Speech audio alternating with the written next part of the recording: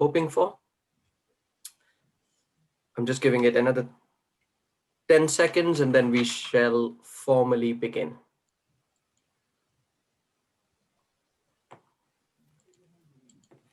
There is people joining us.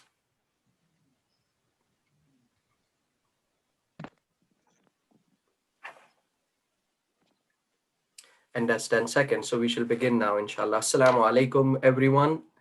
Welcome on board. I'm Nasir Khan, co-founder and exec shura at Muslims in Rail.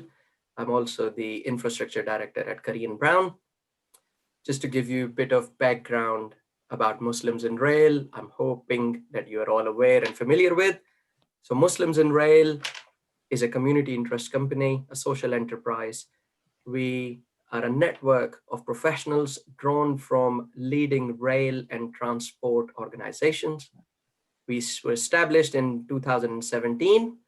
Our membership has grown significantly and spans across the rail and transport industry.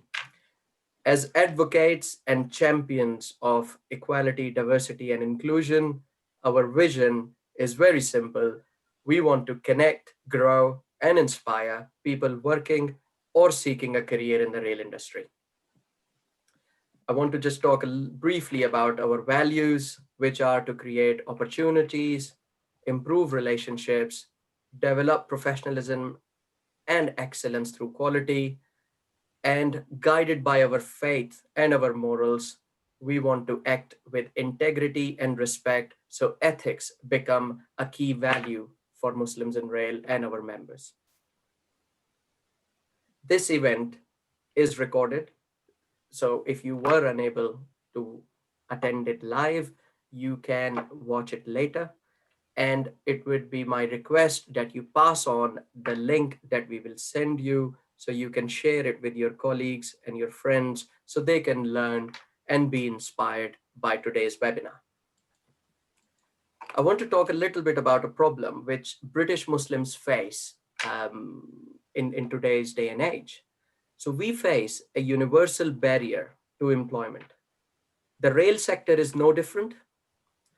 Muslims in Rail believe that one of the reasons why unemployment rates among Muslims are more than double that of any other community in the UK is because of the topic that we are discussing today. There was a House of Commons All-Party Women and Inequalities Committee research which explained the discrimination faced by Muslims, specifically women who suffer sometimes triple penalty. In some cases, being Black or Asian and being Muslim and being a woman. Moving on, I want to talk about an issue that is prevalent, rail track anxiety and hate crime. They've been reported to have been a concern among Muslims, again, especially hijab wearing women. In 2015, a man was seen pushing a Muslim hijabi woman into the path of a train on the London Underground. Fortunately, the woman bounced off the cab and back onto the platform. However, since this incident, there has been an increase in track anxiety among not only this group, I think in all groups. This track anxiety can be a phobia. And I want to just touch a little bit upon what is a phobia. A phobia is an overwhelming and debilitating fear of an object, place, situation, feeling, an animal, or another person. Phobias are more pronounced than fears. They develop when a person has an exaggerated or unrealistic sense of danger about a situation, an object, or a person. Phobias are a type of anxiety disorder. And that is what we will discuss today about this specific type of phobia that is prevalent in today's world. We have two excellent guest speakers with us today, and I will introduce them briefly and let them introduce themselves when they come on and present to us. Mohammed Shoaib, who is the London Regional Manager, an exciting speaker. He's been with MEND for 3 years. And amongst all that, his biggest achievements are having children, which is great. And also, he's been engaging with a lot of major cities in developing and exploring the deliverabilities of MEND. Secondly, we have Sister Sabiha Sabur, a MEND volunteer and also works in the pharmaceutical industry. And she is amongst the only hijabi women that I know who attempts three-pointer competitions in basketball. So way to go, Sabiha. I wish you best of luck in all your future endeavors as well. So as I mentioned, throughout this webinar, Sabiha and Muhammad Shoaib will present, but I would like all of the participants and attendees to fire as many questions as you would like. We would leave at least 15-20 minutes at the end to try and answer all of your questions. With that, I will now pass on to Muhammad Shoaib. Thank you very much, Nasir. I really appreciate that and really nice introduction. Alhamdulillah. Nice to meet everyone. Well, I can't really meet you guys or see you guys, but it's nice that you guys are here and you're here to learn more about Islam, Muslims, and Islamophobia. So let's get straight into it. I'm going to share my screen so you guys can see what I'm presenting. Let's see. Here we go. So hopefully you guys should see it. And Nasir, if you can just let me know if that's visible. Yeah, okay, great. So let's start off firstly with talking about what Islam is. Before we go into the discussion about Islamophobia and how we can tackle it, it's important for us to understand what Islam is. So Islam is part of the Abrahamic faith tradition. And from Islam, we have what is known as our holy book, our holy source, which is the Quran. And the Quran, within that, a revelation from God refers to other faiths, in particular the Christian faith and the Jewish faith, as people of the book, meaning that we have this direct link with Christians and Jews because we believe that they also have the same source as God and they also receive divine guidance from God. And that is why we can explain Islam, Christianity, and Judaism underneath the banner of the Abrahamic faith tradition. And why Abraham? Because all three of those religions, they root from the Prophet Abraham. They all believe in the Prophet Abraham. And from there, from his lineage, you have the roots of Christianity, Islam, and Judaism. So what are some of the commonalities between these three faiths? Well, we know, as I already mentioned, that they all do believe in God. And they believe that there is one God. They believe in the same source. All of them also believe that they receive guidance from God. They receive holy scriptures, certain books. And then beyond that, I mean, I refer to Prophet Abraham being a prophet that they all believe in, but there are a number and a series of prophets that all of these faith traditions believe in, going from Adam to David to Solomon to Moses. And so you have this common thread between all of them. On top of that, in terms of their internal beliefs, they have the belief of an afterlife. So beyond death, there's something to look forward to. Also that there will be a day of judgment, meaning that God will judge human beings on the way that they acted during this life. They believe in other types of beings beyond the kind of physical beings we can see like humans and animals. For example, jinns, which refers to devils in other faiths, and also angels. And then even in terms of physical attributes, not just internal beliefs, but physical types of rituals and beliefs, is things like fasting, not having food and drink during the day, things like having a set holy day in the week. For Muslims, it's Friday. For Christians, it's Sunday. For the Jewish tradition, it's Saturday. And dressing in a certain way. And there's more. So you can see that there's a number of commonalities between these different faiths. In terms of Islam itself, let's look at the word. So the word itself means to submit or means submission. And it comes from the root word of peace. And so essentially it's kind of, finding peace through submission. And that submission is towards one God that we believe in. And the Islamic scriptures refer to that one God with the word Allah.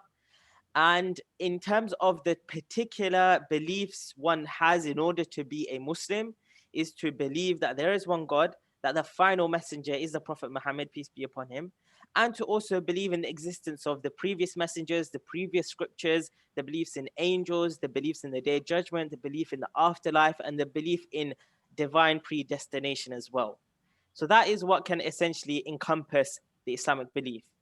But on top of that, we do have these kind of indicators that some of you may be very familiar with. If you're not somebody who's Muslim, you may be familiar with all 5 of these things, because you may see your Muslim colleagues and friends or family performing these particular acts. So, for example, one is the testimony of faith, which in Arabic is La ilaha illallah Muhammadur Rasulullah, which basically means there is no God except the one true God, Allah, and that Muhammad is the messenger and the final messenger of God. So that's number one, verbalize that testimony. Number 2 is the 5 daily prayers. So just to run you through it, just before sunrise, there's a prayer. Just after, kind of in the afternoon, there's a prayer. In the late afternoon, there's a prayer. Around the time of sunset, there's a prayer. And also late, at night time, kind of after the sun is totally set, there's another prayer. So that's 5 prayers in the day. And you may find that your Muslim colleagues, they may be praying during the workday. I mean, now we're all praying, we're working from home, right? So maybe you don't see them, but you may have those conversations that a certain colleague cannot do a meeting because there's at a certain time, because maybe he needs to take a break to pray, right? And so it's good for us to be aware that there may be, 2 or 3 prayers in the day that might occur within the working hours. Number 3, you can see giving charity, which is known as zakat, meaning that every year Muslims who earn a certain amount of wealth give a percentage of that wealth away to charity. Number 4 is fasting in the month of Ramadan. So many of you may be familiar with that with Muslim colleagues, not eating and drinking during the day. And number 5 is the pilgrimage. So this is the pilgrimage to Mecca, which is a city in Saudi Arabia. So that's our brief description of Islam. And hopefully that gives you a good background. But now I want to move on to some of the historical contributions that Muslims may have made, not may have made, but have definitely made. And also the specific contributions that Muslims and Islam as a whole has made to UK society in specific. So if we start historically, you can see here on the left-hand side, a list of a number of different inventions. What I'd like to ask the audience, you guys can use the chat box function, is just to tell me out of that list, which ones of those do you use on a daily basis? So you can see this big list on the side. Out of that list, what do you use on a daily basis? I'd like to see everyone's answers. I'm going to open up the chat box so we can see. Don't be shy. I'm not asking you to speak. Coffee, okay. What else? Clocks, cameras, maps, excellent. Everything. Okay, somebody uses surgical equipment on a daily basis. Mail, carpets. Yeah, see? So I just want to do that exercise to show you that, well, there's a lot that we use on a daily basis that has its source from the Islamic history. In particular, I've highlighted here universities and NHS hospitals. With universities in specific, the first university was set up by Fatima Al-Fihri from Morocco. So a Muslim lady. And that university is the oldest existing university, and it still exists now. People still study there. In terms of the NHS style hospitals, we have, for example, people can go into one of our hospitals in the UK, they can get treatment, and generally there's no cost to it. And that kind of system of people coming in and being able to get their treatment, whoever they are, was first seen in Cairo. So that's something, obviously that's something that's quite a big deal right now, given our healthcare system. And some other kind of inventions that we've seen also. I'm not going to go into detail, but you can see here certain astronomical discoveries, windmills, the kind of calculations of algebra, the first pinhole camera, right? These are kind of major feats in science and technology that have kind of, come about due to the Islamic civilization. But why don't we take ourselves to kind of a modern day, not say modern day, but a kind of a context closer to home, right? We've, we just had the Remembrance Day, okay, coming up tomorrow. Actually, it's the 10th, isn't it? Yeah. So Remembrance Day is tomorrow. where we're going to have our 2-minute silence. And just to show you, tomorrow when you are having that 2-minute silence and you are thinking about those who have passed away in the world wars and the contributions they have made, please do also take a second or a few seconds to think about some of the Muslim contributions to those world wars. Here you can see 400,000 Muslim soldiers fought on behalf of Britain in World War One.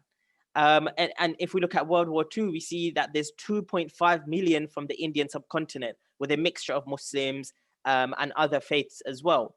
In particular, if you're walking around London, and I'm guessing maybe majority of you are coming in, listening in from London. But if you're not, maybe you're going to visit London once the lockdown is over.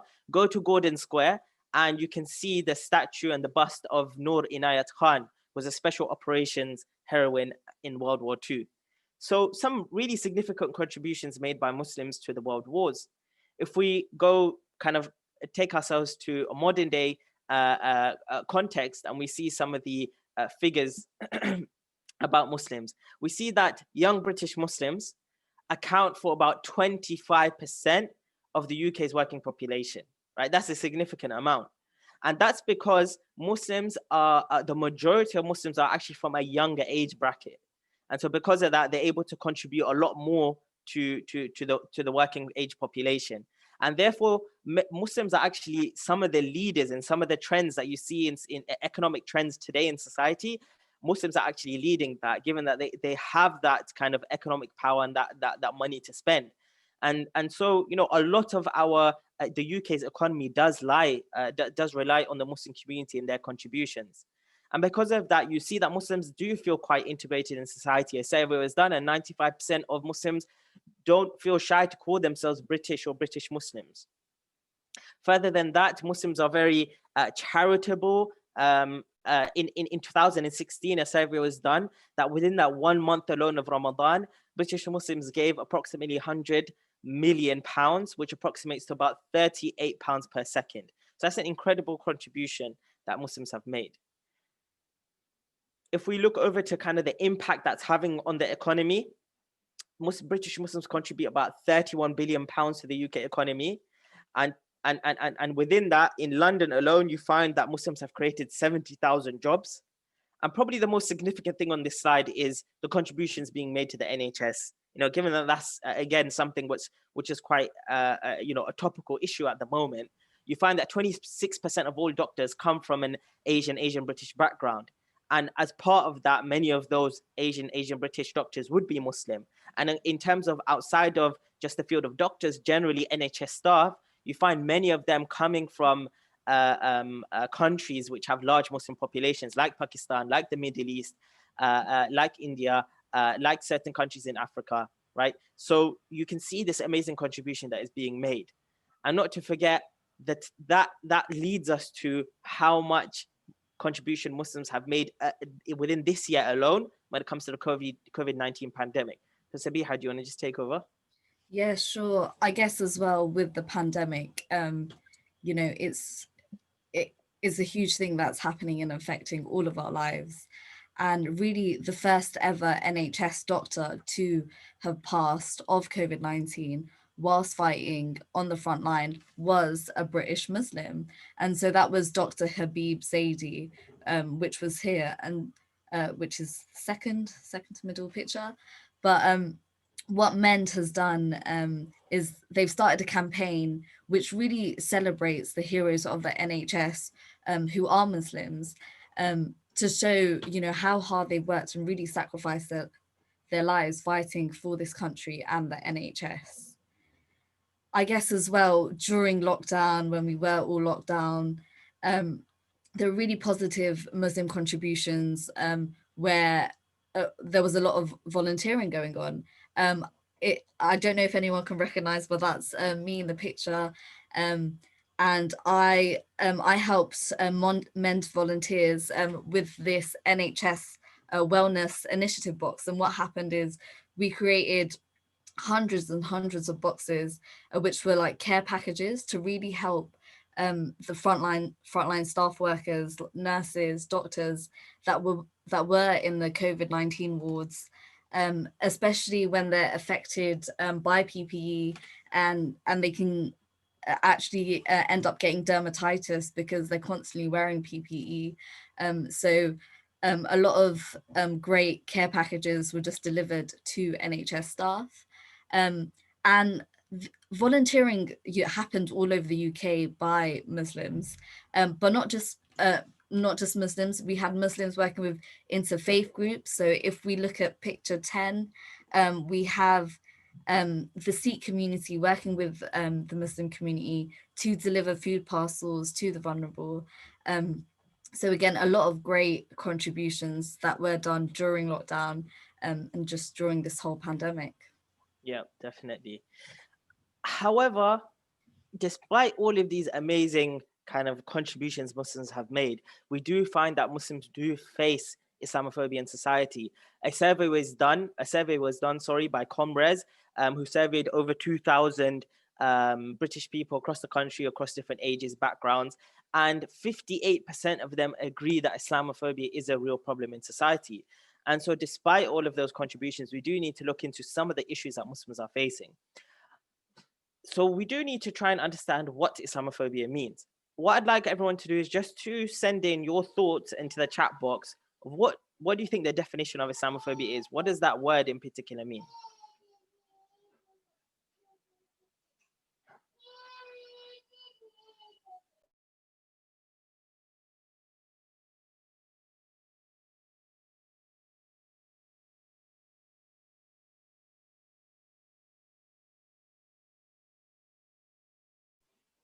Okay, yeah, being afraid, people being negative towards Muslims, a phobia of Muslims, hatred and discrimination of those who follow. Okay, good. All right, perfect. People have got some good ideas. All right, excellent. Okay, so let's show you one of the definitions. I mean, there are multiple definitions to Islamophobia, and this is just one of them, which I believe explains it in a holistic way. An exaggerated, irrational fear, hatred and hostility towards Islam and Muslims, perpetuated by negative stereotypes, resulting in bias, discrimination, and marginalization of Muslims from civic, social, and political life. I know there's a lot of words there, but essentially what this is telling us is that Islamophobia is a type of discrimination that Muslims face, not only just when it comes to hate crime, but actually in all spheres of society.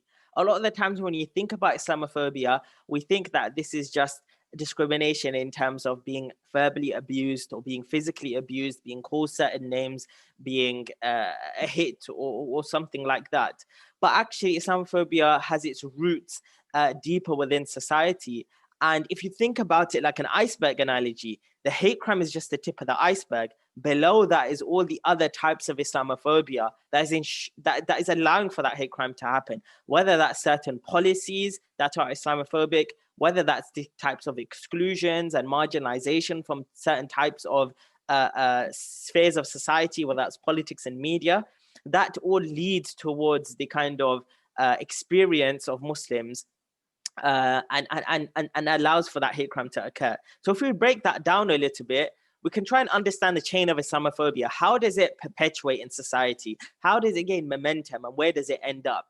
You could argue that it starts at media negativity, right? For every one, a study was done and it was found that for every one mention of Muslims in a positive light in the British press media, there's 21 mentions of them in a negative light, right? So you can imagine if you're constantly being fed this type of rhetoric about Muslims, what would your attitude be towards them, especially if you don't live near Muslims or interact with them on a daily basis? But maybe that's a bit abstract. It's something that you might just see on the screen or read in an article, but that leads to real life consequences of vandalism. We've got reports of gravestones being desecrated across the UK. We've had reports of mosques being attacked. In the case, there's one mosque that was actually burnt down. That leads from vandalism to actual verbal abuse and bullying. Childline done a survey and found that 69% of bullying had increased, racist bullying had increased in the playgrounds. And some of the common words that were found in that 69% increase were words and phrases like bomber, go home, terrorist. So this is kind of clearly targeted towards Muslim children. We also find that that's not just children being affected, but also adults in the workplace, right? And that's something we're actually going to go into in just a couple of slides in terms of workplace discrimination. But that can also lead us to physical attacks and murder. Now, if this is not being tackled from the root, then we can end up with people being physically attacked and murders happening. If we look just last year, we see the Christchurch attack that had happened in New Zealand with 51 being killed. And what were the gunman's motives? That he read all this kind of far right rhetoric that he was seeing in the media, seeing online. He believed that Muslims were taking over and he wanted to stop that, right? So this is what it can actually lead to. So let's look at some of the hate crime statistics. We find in 2015 and 16, religious hate crime was around 4,400, which was an increase of 34% from the year before. That increased the next year, 2016 and 17, to over 6,000 with a 35% increase, and then increased by 40% to over 8,000. So this is showing us that actually hate crime is something which is not going away. It's not something which is slowing down. In fact, it's something that is increasing and we need to do something about it. I recently just kind of researched, our company researched before we were coming online with you guys, about some of the reports that we had received as an organization when it comes to hate crime on public transport. And I thought it'd be really relevant for you guys to know this. Between 2017 and 2020, 30 reports were given to us specifically. So this is not the general reports to the Met Police or anything like that. This is specifically reports that were sent to us, to our Islamophobia response unit, which is something we'll explain in terms of how that Islamophobia response unit works in a second. But essentially, we received 30 reports. Out of those 30, the majority of them, 21 of them, happened on train line services.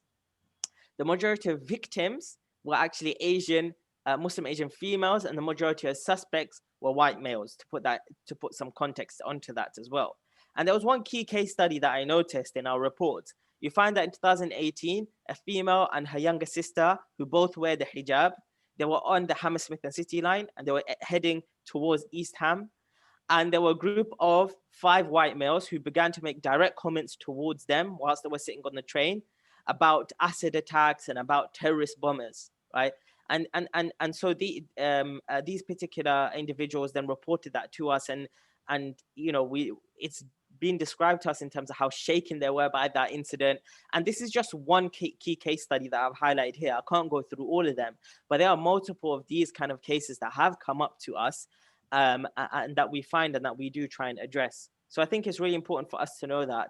But I want to now go specifically into some discrimination that Muslims do face in the workplace, given that we are all joining here from a particular workplace. So Sabiha?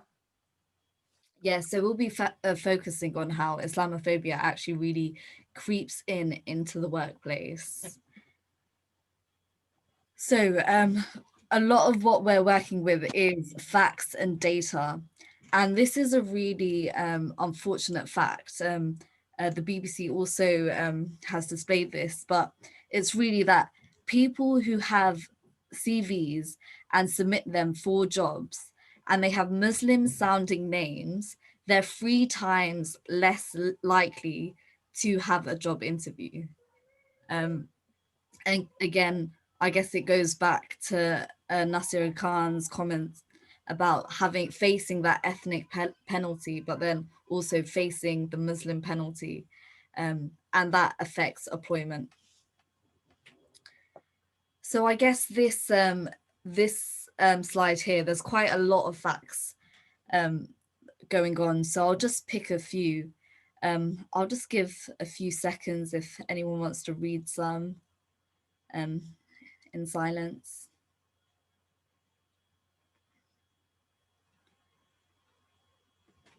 So I guess to repeat myself again, when Muslims are applying for jobs, they really feel like they're suffering that greatest ethnic penalty.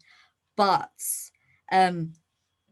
it's even bigger if you're a woman, and it's that the ethnic penalty is greater because you're not just being discriminated by your religion, if you wear the hijab, your skin color, if you come from an ethnic background, but also because you're a woman.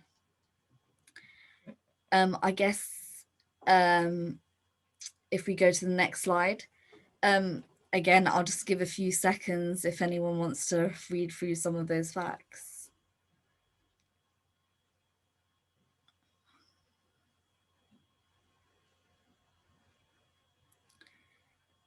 One of the facts that I really want to talk about is something that resonates with me.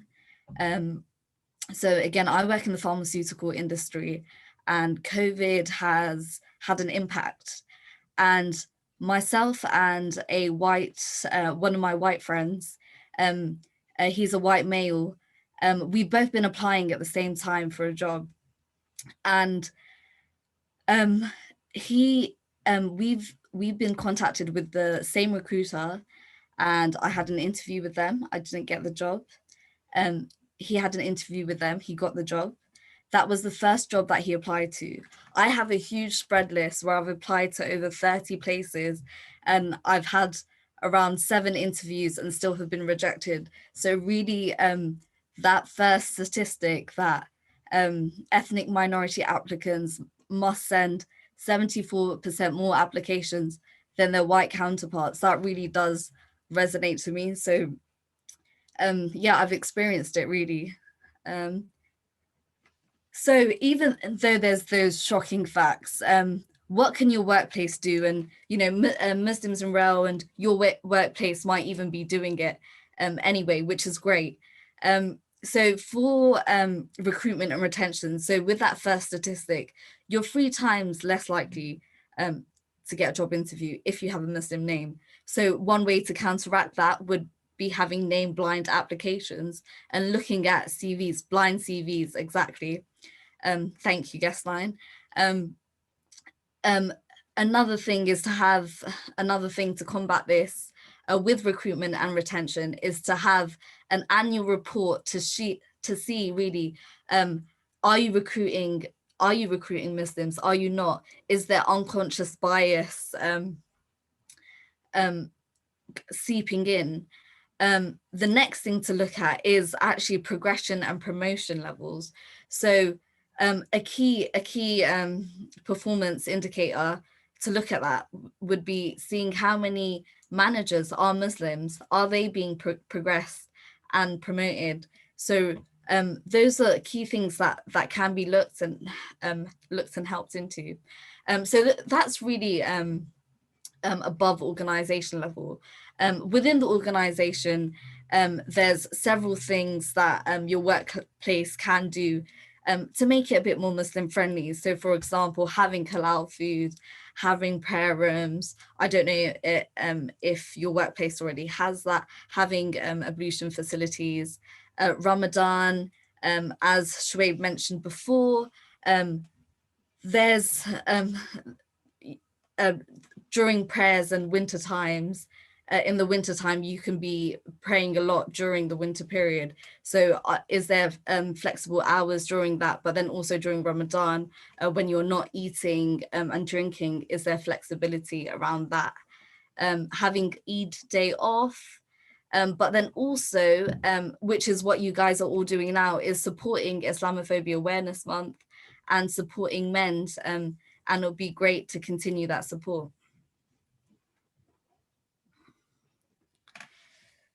So what can you do to really play your part? So Shoaib mentioned the Islamophobia Response Unit, which is great. Islamophobia happens, people are being murdered and attacked. So what can actually be done? And MEND has this unit called Islamophobia Response Unit, where they're helping people for free, both legally and providing that support. And 4 years ago, the IRU, Islamophobia Response Unit, actually helped me. Before I do tell my story, I would want everyone to take a picture just of this slide, just because Islamophobia does happen. It might have happened to you before, it could happen to you in the future. So yeah, if you take that picture and send it to anyone who you do feel like Islamophobia has happened to, then that would be great. I guess also, so Nasir Khan actually mentioned track anxiety. And so I really do want to share my story of what happened in 2015, because I actually did have track anxiety. And so what happened is, I was coming back from university. It was my final year of university, and I had track anxiety, but then there was also the terrorist attack in France, which was Charlie Hebdo. So I don't know if you've heard of the Charlie Hebdo campaign. So again, this was 4 years ago. So I was sort of scared about taking the tube home. And so what happened is, when I did enter the tube, I saw British Transport Police, and I felt like, okay, I'll be safe if I got onto that carriage.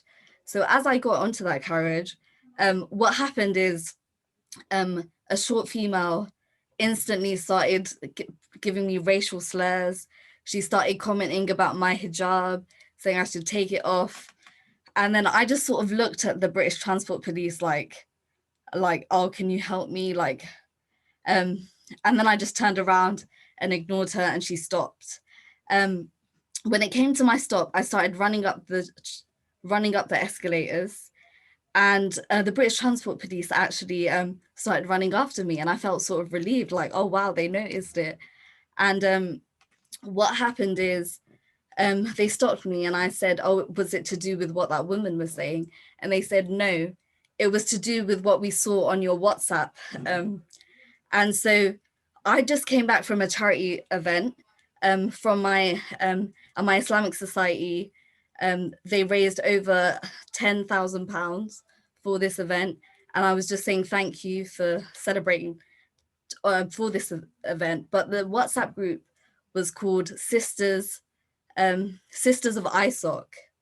And they said that they felt, the British Transport Police, that it was a warning because they saw Sisters of IS. And so I was shocked. I was honestly just shocked, because I thought they were running after me to support me. So I showed my phone, and then all they said was, oh. And I was just, I started crying, and I was just really shocked. And then I just felt like, because they didn't address what had happened to me, I had to take down their British Transport Police numbers. And then I just tried to get support. And luckily, this happened in November, which is Islamophobia Awareness Month.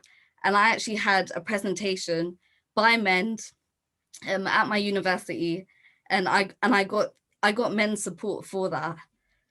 So yeah, luckily what happened, it was shocking behavior. And luckily what happened is I did report a complaint, and 2 weeks later, the same British Transport Police actually apologized formally to me. So I didn't have to take the case forward. But yeah, it has created, even more track anxiety. But I'm just really grateful that MEND was there to support me, and I'm actually here to support them and anyone else who faces Islamophobia. So what can you do? It really is about raising awareness of Islamophobia, and there's really three easy steps that anyone on this call can do. So the first one is a MEND exhibition. So what happens is, MEND actually does a live exhibition every year. Unfortunately, it won't be live, it will be virtual. And the website is www.islamophobiaawareness.org. So the link has been sent in the chat, so you do have access to it, and hopefully it will give you as much education and background as possible. The second step that you can do is download an app. So we actually, we at MEND have an app where you can report an incident, get the latest news, see the latest videos, actually volunteer. So I'm a volunteer, I do this outside of work, and there's loads of great events to go to as well. And then the third thing you can do is actually join your professional networks. So, you know, you might have an Islamic society, you might have a, you know, a Muslims in Rail society, you might have a black ethnic minority, so a BAME society. And even if you don't fit in that box, it's just trying to spread awareness and get that support, so Islamophobia doesn't happen, essentially.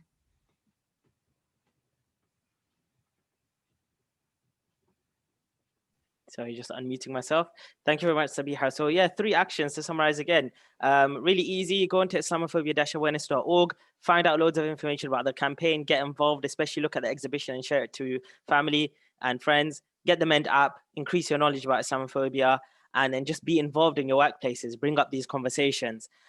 So just to end off on who MEND are and what we're trying to do before we come to your questions. So MEND started in 2015, and we found that there was a need to educate Muslims about politics and media and really get them involved to tackle Islamophobia. And so we've got these 4 different aims that we try and do. Number 1, majorly reduce Islamophobia. Make sure it's a problem which all of society believes should be tackled. You know, it's not just Muslims tackling it, but even if you're not Muslim, you're tackling it. Similarly, when it comes to anti-Black discrimination, you don't have to be Black to say that that's wrong and stand up against it, right? So similar thing when it comes to Islamophobia is what we want to see. Muslim community empowerment, as I mentioned, engaging Muslims in media and politics, making sure they know what the institutions are all about and how they can tackle it. Number 3, securing the rights of Muslims to practice their faith. If you see just across the pond in Europe, the hijab is being banned, the mosques are being banned, halal meat is being banned. We want to make sure here in the UK, those types of tenets of our faith are protected so our future generations can practice them. And then the 4th one, spreading this appreciation and reality of the contributions of Muslims and Islam. And that's what we do when we come and we do these presentations and we create resources to allow people to really understand the true face of Islam and Muslims.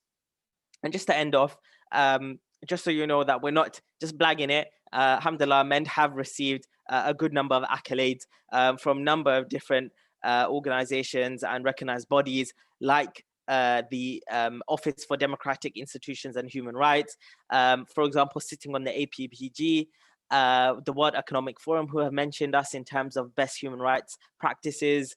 The EU Parliament magazine have quoted our work as well. So you can see that there's a lot of support for our work. So I hope you guys continue supporting what MEND are doing, and especially just raising awareness about the issue of Islamophobia itself too. So if you wanted to get in contact with me about anything else, I am doing these types of presentations across different workplaces this month. You know, certain workplaces you may recognize like Atkins, TFL. I'm doing presentations there. I've done it at Atkins earlier this month. I'm doing it in TFL later this month, and loads of different other types of workplaces in between. So if you wanted to get in touch to do something at your workplace, please do let me know. Jazakallah khair. I'll take your questions. That is amazing, fantastic, Mohammed Shoaib. And Sister Sabiha, thank you very much for sharing your live experience. I'm really appalled and surprised on that behavior. Just to give you a bit of background, BTP have a specific equality, diversity, and inclusion training that every BTP staff goes through. I have been in several meetings with them in the past where we've discussed how to take this forward. I'm hoping that someone has raised it with BTP. If not, I'll probably get in touch with you separately how we can raise it with BTP on this specific incident. But Islamophobia awareness is done within BTP as well, because they get a lot of false alarms as well from different people due to their Islamophobia and the scare that goes through. In terms of a bit of Q&A, I'll start with my own question, Shoaib and Sabiha. In terms of going beyond mission statements or going beyond strategy, I know you've given some practical advice in terms of how people can make it more welcoming environment, how we can do this. But how do we tackle this, or how do we measure it, whether the industry or organizations are actually tackling Islamophobia? Is there something in your experience that you can share with us? Yeah, so one thing is to kind of what we have designed is a DNI training, so diversity and inclusion training that is specifically looking at the experience of Muslims in the workplace. That's something we designed, and we're looking to roll that out to different workplaces. And so the way that we can start tracking what workplaces are doing to see if they are actually taking on this training, number one, and then we do a follow-up consultation with them every couple of months to see how they're implementing it and how things are improving. So tracking that's something that can be done, and workplaces can take that on. But of course, beyond that, it's making sure that there's enough surveys going out to Muslim colleagues in the workplace so that we're getting documentation of their personal experiences. We could see, all right, this workplace has got this policy, this quota, this policy, this quota, but that doesn't mean anything on the ground unless we can actually hear from the Muslim colleagues themselves. So having surveys going out regularly to find out experiences of Muslims, making sure we can also get third-party surveys. Sometimes when a workplace does a survey, the employee may not want to give their answers, even if they're anonymous. So having third-party surveys come in so that information isn't directly given to any sort of senior manager, any details are leaked, and making sure that we can see that and we can put that information out. So there are a few kind of measurements that we can take. And this just requires some proactive effort, and it requires for these types of conversations to keep happening. And if we can't have these conversations, have these open workshops, then doing those surveys are going to be harder. Tracking that progress is going to be harder. Okay, good. I'm going to pick up some questions from the chat box. There is a question about blind CVs, and I know, Sister Sabiha, you mentioned it. And guest 9, apologies, not knowing your name. There is I think definitely. he renamed himself Arthur, so we can refer or her. I'm not sure if Samana won, but we can call them Arthur.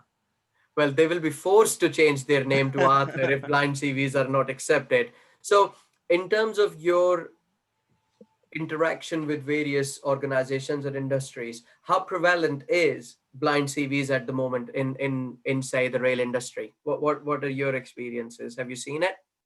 Within the rail industry itself, I'm not too sure specifically, but from our kind of market research we did when we were putting together our strategy, we found that name blind applications isn't very popular. It definitely has increased. Over the years. So there is a good percentage that are doing it, and that's increasing every single year, but it's not something that is very popular. You'd find that most of the major organizations, major kind of companies in the UK do it. And I think that's just because given their status, they would do those kind of things. But you find generally kind of the mid-range companies and below that, you don't generally find it. So it's something that needs to be implemented more strongly across the board. Okay. In terms of coaching and mentoring, how can that help with different faiths and aspects, reverse mentoring, Islamophobia awareness? Is there a scheme or a program that you think would work in terms of when we connect people and they get to know each other more? Yeah, that's a really good point. As part of our diversity and inclusion training that we are offering to workplaces, yes, the training is one thing to the managers and the directors and the HR, but beyond that is making sure that line managers are creating environments where conversations can happen. Right. So something like this, I'm not sure if it's specifically mentoring that is included in our strategy, but a similar thing is allowing for those conversations to happen in the workplace between different colleagues, between different teams, where these conversations become more open so that we don't have this fear of talking about race relations, talking about religion, talking about discrimination, or even positive things about one's experiences. So that's really pushed, to make sure that there is time where teams can have these conversations. And once we kind of normalize these conversations in the workplace, it becomes much easier. to allow Muslims and other people who are discriminated in the workplace to speak up and receive help for their particular issues. Thank you. We have received a question which states unions in the workplace in the UK discriminate in representing Muslims. Well, it's a strong statement because no one shall be discriminated under the Equality Act 2010 prescription and Human Rights Act 1998. However, if somebody is feeling that discrimination, we need to tackle that. That's one thing. In terms of MEND, are you engaging with unions as well? Yeah. There's a number of new unions we engage with. One in particular that we have a very good relationship with is the National Education Union. And so they've kind of really taken on a lot of our research, a lot of our work, and they're rolling it out to their members. Other than that, there are a few other unions that we do work with. I can't name them at the moment, but that work is happening. However, it's not happening at a large scale, and that's for a number of reasons. Number one is that obviously as MEND, we don't have as many resources as we'd like to at the moment. We're just a community-funded organization. But secondly, we do need more Muslims who are part of these unions to come forward to us and to help us. Much of our work is dependent on having these partnerships. With Muslims in Rail, it was Hassan. I'm sure you all know him. He was able to introduce MEND to Muslims in Rail and allow for this kind of relationship to happen. So similarly, when it comes to unions, if we can get more support from anybody who is part of the union, please let us know, and then we can start building those relationships. I mean, in terms of rail, you're looking at RMT as one of the biggest unions, and also TSSA, which is the Transport Salaried Staff Association. So TSSA and RMT, and I think one of these things where I think as MEND's founding element is that we need Muslims to represent more in politics, to come up and talk about it. A lot of these changes on representations of Muslims will also come through when we take part in the committees, in the organization, in roles in these unions and organizations. My personal view is only then we can make a difference. So people who face these challenges, I would like you to go and take part in these. So the challenges that you have faced, you can help others not to face similar challenges. That's a very, very good point. One of the really proactive things we can do as Muslims is to make sure that we are striving to attain certain positions within organizations, do our best as employees to, progress as much as we can. Of course, there's that discrimination we do face, but doing as much as we can, having that goal to be able to have Muslims in these positions in the company, in the unions, to start influencing things. And that's something which can help us feel more empowered rather than feeling victimized. And that's something I always mention, that sometimes when we talk about Islamophobia, we can come from a victim set mentality. And it's really important that we understand the issue of Islamophobia, but you don't allow it to victimize us. Instead, we use it to empower ourselves to do more, to think about how can we progress, how can we represent ourselves, how can we give value to the rest of society so that they can appreciate the Muslim community. I mean, this is really great because as I was mentioning about the BTP, and I've had several meetings with them, they have a strong training program in terms of creating awareness amongst their staff. And by no means I can actually say or state that there is any sort of Islamophobia within BTP. I think BTP are very inclusive organization, and they have strong training programs. And what I have seen in my several interaction with BTP is they're trying to create further awareness, and they have a huge recruitment drive as well to make as much ethnic minorities and Muslim communities come in and join BTP so they are represented. And again, with many of these, as long as we represented, we can make a difference. Last question before I will do the conclusion statement is a question was mentioned about issues and MEND's statement about blatant Islamophobia by different countries. I'm not going to be very specific on that. So what is MEND's stand on blatant Islamophobia? Yeah, I mean, it's a bit broad in terms of blatant Islamophobia. Definitely, I mean, we're an organization that want to tackle it, and we find, the research that we've done is there available on our website mend.org.uk for you to all see in terms of our stance when it comes to Islamophobia, the research and how to tackle it. Definitely something that shouldn't be tolerated. This type of Islamophobia is something that shouldn't be tolerated. The specific example they refer to, I think it requires a longer session. We'd be happy to come back and really go deep into the whole arguments about freedom of speech and criticism of religion. But I think a good point for you guys to understand is that when MEND is talking about protecting individuals from Islamophobia, we're not talking about stopping criticism of religion. In fact, we encourage those debates to happen, but it's about having that fine line between criticism of religion and hate speech. And again, that's something which needs to be delved into a lot further. I'm sure I'll probably open up a can of questions in people's mind in terms of what's criticism of religion, what is hate speech, how do you understand the two? Right. And that's something obviously I can't answer in the next 2-3 minutes. And we do need a session on it itself. Amanda, I'm more than happy to come and have that session if for those who are interested to understand those kind of arguments.